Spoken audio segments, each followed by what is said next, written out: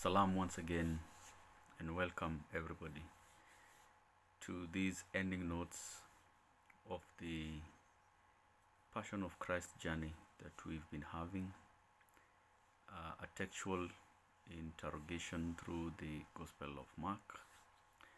And like I promised you, I will tell you after we've done the death and resurrection part of the gospel, the life of Jesus, why I chose Mark. And wow, this is the moment. So first, I hope that you understood everything that we were trying to put across. One, we were trying to make people understand the kingdom mission of Jesus, which was a new dispensation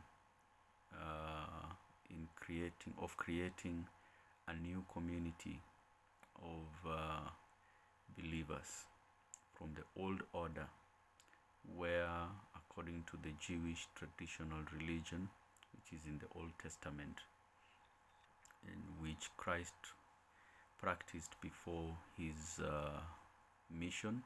He practiced at least indirectly through his parents until he was about 12 or thereabout, and then directly from when he was 12 to around 30 years or 29 years. So in the last 3 years of his life, because he died as a youth, he built this new kingdom, a new dispensation, the New Testament. And this is where we are. It is actually a household of God that is not centralized in any geographical location like it were in the olden days. For the Jews, they believed that it is through the temple that mankind can get salvation. And from the Old Testament, they believed that every human being came from the created parents, and for them those parents are Adam and Eve. If you notice that Adam and Eve were not existing people, if you do a textual criticism and if you do mythological analysis of the text, you will realize that the name Adam, just like the way we have myths in every community, like for example in my community there was Gikuyu and Mombi. Gikuyu is not a name of a person. It is a generic name that means an origin. Adam means a red soil, and so if we were all created from red soil, so that's why our father had to be the soil. And if our father in the Kikuyu nation was Gikuyu, who had come from a mukuyu tree, which is literally a sycamore tree, or some people call it fig tree. So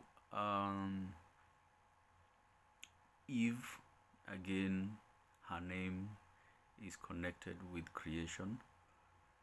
So, and if you look at Mombi in the Kikuyu nation context, her name means creator. So this is the old order, and it saw salvation through its own lens, the lens of exclusivity. And that's why I am very passionate in writing from the Karinga perspective, because it shows the exclusivity. But when you come to Christianity, which is the new kingdom, it shows inclusivity, and everybody is welcomed because we believe this universe is one household of God. And so salvation is not only for your ethnic people, and unfortunately there are ethnic communities that still practice exclusivity. There are what we call caste community or a caste nation, and well, by and by, the opening up of the society through the gospel is a reality in this world. Unfortunately, Christianity has been wrapped around civilizations. And so sometimes you'll find people associating Christianity with something like capitalism, and even thinking that Christianity is anti-communism. And you see, these rhetorics are really distorting the message, and it's high time that we looked at the right perspective of what was the mission of the kingdom, what is this kingdom, and what it means to us. And so it is very important. So our four parents in my church, the African Orthodox Church of Kenya, left the missionary stations or missionary churches, and the plight of Africans and the concerns were raised in the Protestant mission churches from as early as 1910 in Kenya. And there was exclusivity in the leadership meetings that were held around Kenya. Africans were not involved. There were Africans who had studied in the mission schools from as early as 1890s. And so the ordination of Africans again was very slow. And so these were concerns that were raised by our people. And so it is very important for us to realize that this is where, before Christianity came, there was a clarion call and an adage called Karinga, which had called all the Kikuyu members back to their roots, back to their old ways, because the Kikuyu nation was getting lost. And so it was getting lost not because there was any European influence. There wasn't.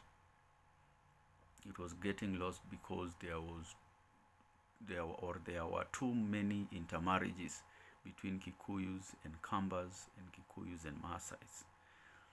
And so there was need for us to interrogate the children born out of these mixed marriages.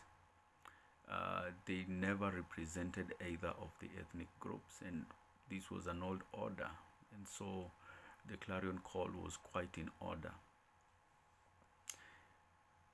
But this exclusivity is seen also in the missionary movements, and this is when Africans realized that they could do it by themselves.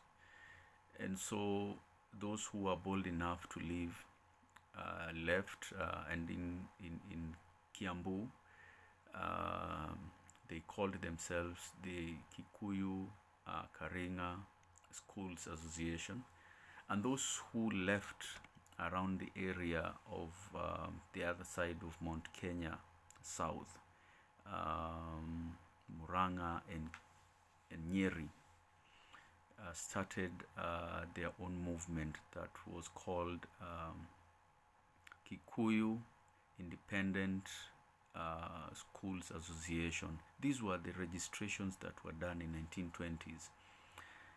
And it was a hurdle. It took very many years for the colonial government to accept them to register a church. In fact, they were denied. so they could only register an elementary school at a lower level schools, because once they left the mission churches, they were denied education and healthcare. And so the reason why I chose Mark is because his history is almost synonymous to that of Africans. One, him being an immigrant in Jerusalem with his mother and probably other relatives.